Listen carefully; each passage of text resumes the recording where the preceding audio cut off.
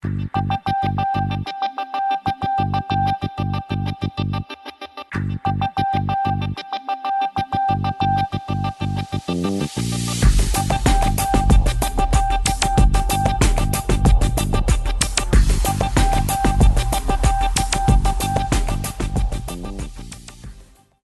day, a large amount of goods are transported to and from the petroleum industry's installations on the Norwegian continental shelf. These goods fall into many different categories, from food and drink to hazardous chemicals and heavy drilling equipment. Common to all is that they must arrive at their destination undamaged. In addition, they must be packed and transported in such a way that guarantees everyone who comes into contact with the goods has a safe and secure workplace. So, what the goods are packed in and how they are secured in load carriers is crucial. This visualization will provide you with some basic guidelines to follow. We will focus on the following topics: inspecting load carriers, selecting load carriers, securing cargo in load carriers, external securing and labeling of load carriers. So, welcome to this visualization, and please pay close attention to the information about packing, securing and transporting cargo, as well as user inspection of load carriers.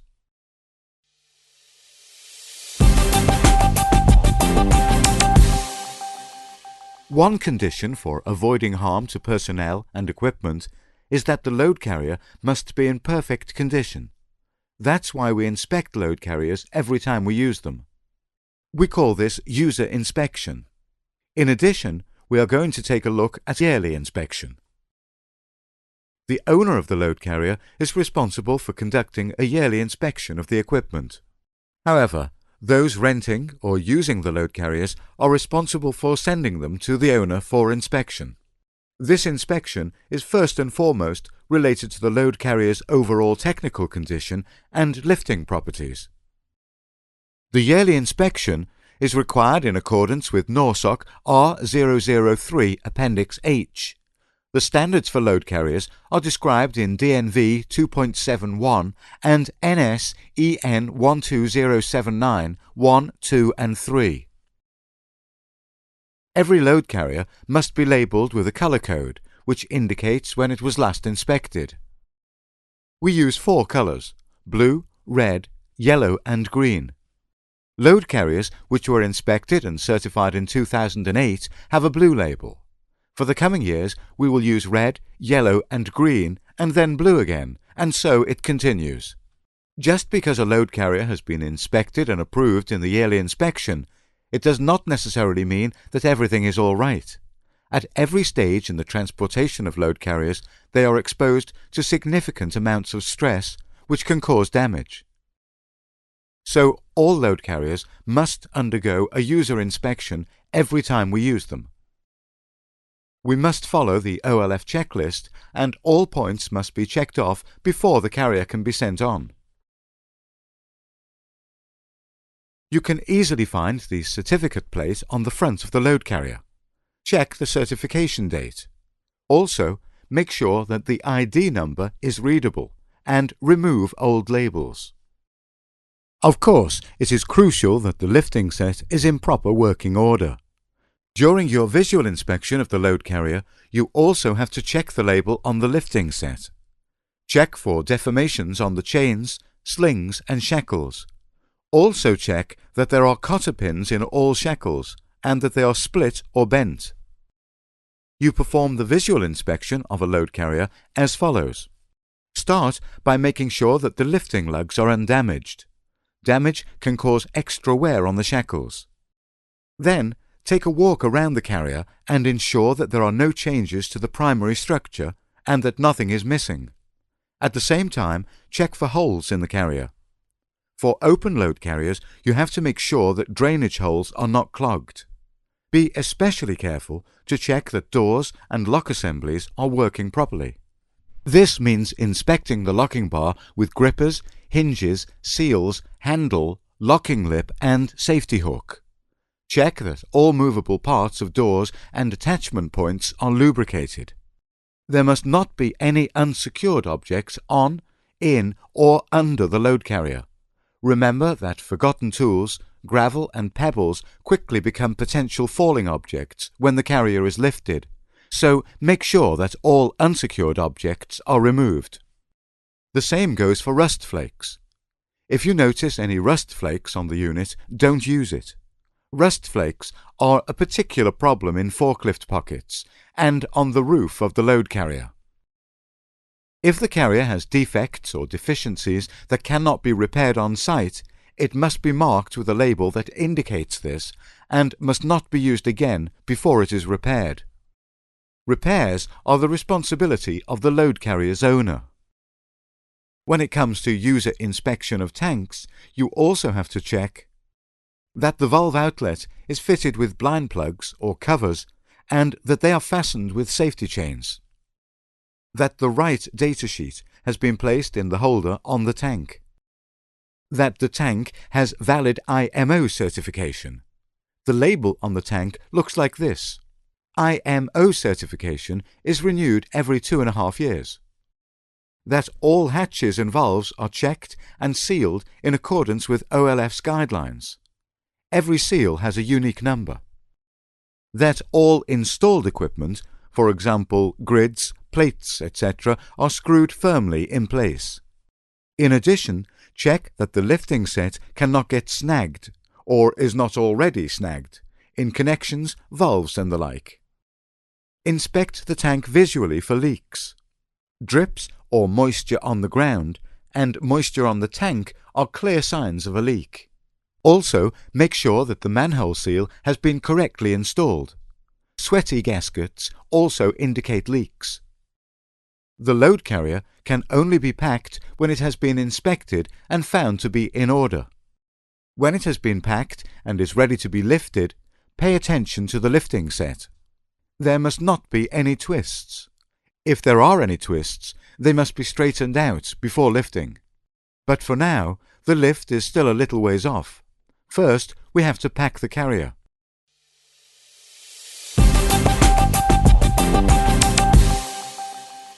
In this section, we're going to take a closer look at what kind of load carrier to select for different types of cargo. First and foremost, it is important to select a load carrier that is the most appropriate size and shape for the cargo. It should be easy to secure the load in the load carrier without much need for wedging. At the same time, it must be easy and safe for the receiver to unload the cargo. In addition, you also have to take into consideration the following when selecting a carrier. If the load is so heavy that the receiver can't unload it with a forklift, you must use an open carrier or a top-opening load carrier. If the top is removable, it must have certified lifting lugs. When using an open carrier, loads must not protrude beyond the carrier's internal dimensions, either length or width. Life rafts must always be transported to and from offshore installations in open carriers. If you are shipping gas cylinders, they must be transported in either a gas rack, a special container for gas transport, or lying down in an open load carrier. Cylinders containing acetylene and propane must remain standing in a vertical position during transport. In such cases, the walls of the open carrier must be higher than the cylinders. Flammable gases and gases which encourage combustion must be loaded separately in different load carriers. Two components, A and B, paint, adhesives, etc., must be transported in two separate load carriers. Provisions must be packed in their own load carriers. When you have selected the correct type of carrier, and it has been inspected and judged to be in order, it is time for loading. You always have to keep in mind that the cargo must be packed and secured for the entire transport, through the logistics chain all the way to the final recipient. You also have to consider the conditions under which the load carrier will be unloaded. As previously mentioned, it must be both easy and safe for the receiver to unload the cargo. At the same time, The load must be secured to withstand the stresses it may be subject to during transport.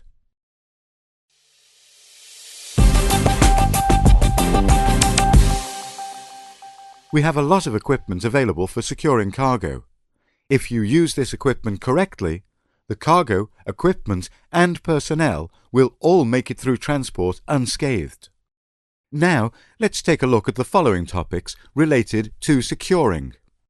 Securing equipment to pallet, packing equipment, placement of cargo in a container, securing cargo in a container, as well as securing cargo in baskets. Let's start with an overview of the equipment we have available for securing cargo. First and foremost, we use jack straps to secure the load. Jack straps are available with various tensile strengths. You can easily get an idea of the tensile strength of a jack strap by counting the number of strips running lengthwise in the strap. Each strip represents a tensile strength of 1 ton. The exact tensile strength is printed on the label. Generally, we recommend that you use jack straps with a tensile strength of at least 5 tons when securing cargo in load carriers. To avoid wear and tear on the straps, it is important to protect them from sharp edges. Use suitable materials to protect the straps. Rags, cardboard corners and rubber mats should always be available. You can also use other soft materials. Be aware that particularly sharp edges can easily cut through soft materials. To prevent the cargo from shifting from side to side, we normally wedge it in. To wedge in cargo, we mainly use pallets, airbags, solid wood, and anything else that is well suited to the cargo you are packing. Bedding must be placed in the bottom of a basket and cover its whole width. A barrier net must also be installed to prevent unsecured loads from falling out of a carrier with doors. We will look more closely at how to use this equipment later on, but first it is important to point out one absolute requirement. Cargo must never be placed directly on the floor in a carrier. Equipment must be placed on and secured to pallets before loading it onto containers and forklift transport. You can also use a trolley or basket if it is appropriate for the cargo. If you choose to use a basket, you must make sure that it has legs or forklift pockets so it can be loaded and unloaded with a forklift.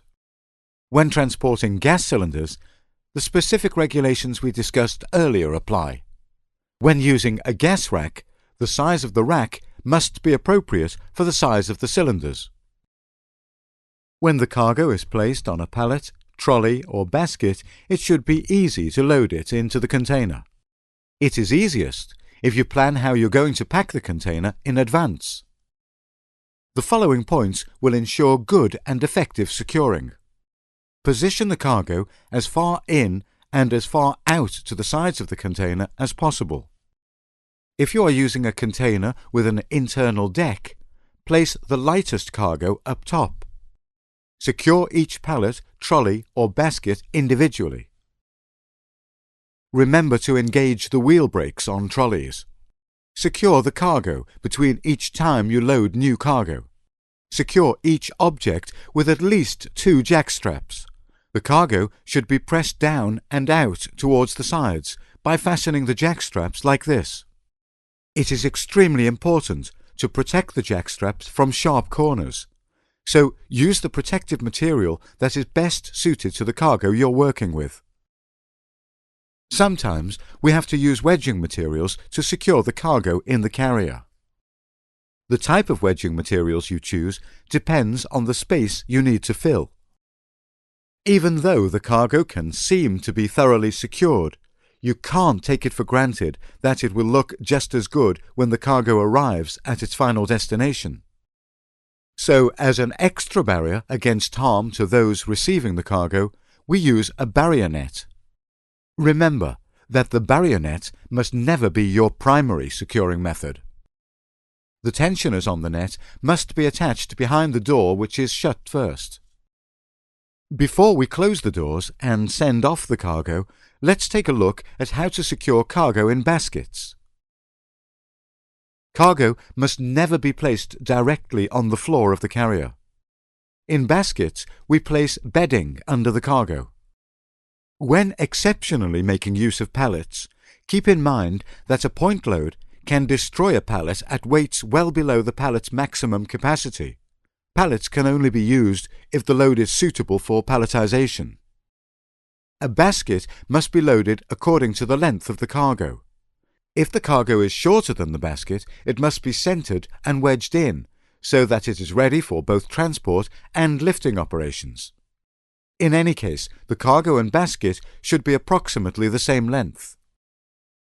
The kind of bedding you place in the bottom of the basket depends on the cargo. As a general rule, tubulars should be laid in shaped bedding, tailored to the dimensions of the tubulars. When using shaped bedding, the cargo should be secured by pressing it down towards the bedding. You do this by fitting a jackstrap directly over the cargo, the shortest distance from A to B, like this. If shaped bedding is not available, you must use flat bedding. Then the load must be secured by U-lashing. You perform U-lashing like this. All cargo pace on flat bedding should be secured in this manner. A maximum of 2 tubulars can be secured in shaped bedding. If you are loading several tubulars, they must be grouped in odd-numbered bundles placed on flat bedding and then secured by U-lashing.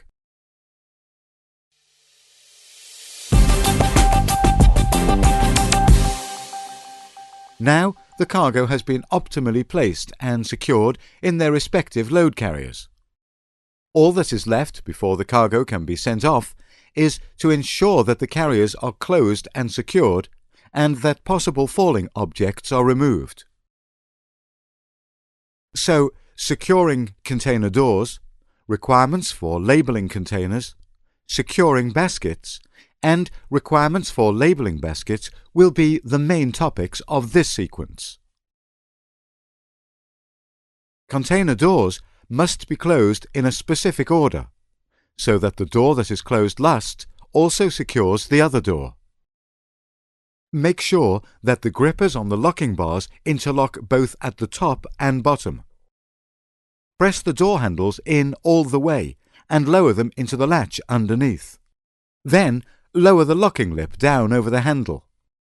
Lock the handle and the locking lips together with the safety hook hanging on the door. The container must also be sealed with OLF seal. Each seal has a unique number. Most new containers have special holes for the seal. If there is no hole for the seal, put it in the same hole as the safety hook. Make sure that the entire seal remains intact. Don't clip off the end of the strip when the seal has been fastened. It is important that the container ends up where it is supposed to, so make sure you fasten a label with the correct destination on the door handles with steel wire. The checklist and destination are often on opposite sides of the same label. Check off all the points on the checklist and sign it. After you have actually checked everything, of course.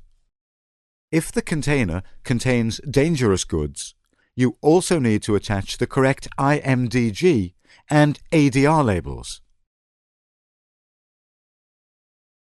Basket tops must be covered. This prevents lifting equipment from getting stuck in the cargo.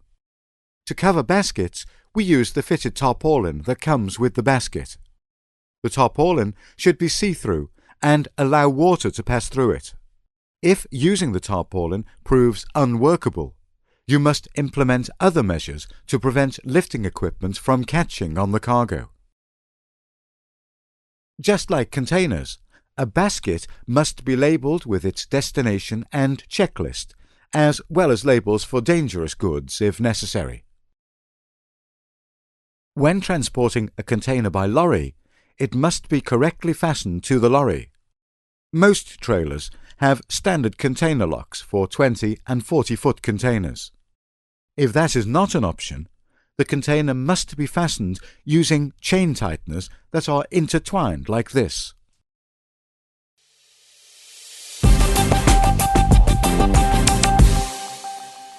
We have waved goodbye to the cargo, and now it is on its way to its final destination.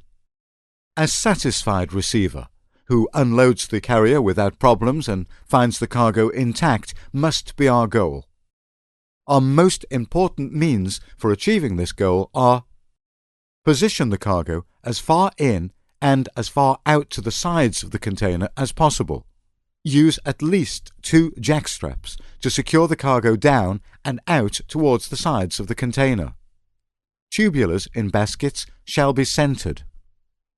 When using shaped bedding in baskets, jack straps should be stretched between the shortest distance from A to B. You must always use U-lashing using flat bedding. Make sure you always keep these things in mind when you load a carrier. If you follow these rules in your daily work in the future, then we have achieved our goal with this film. Thank you for your attention, and remember, all cargo must be easy and safe for the receiver to unload.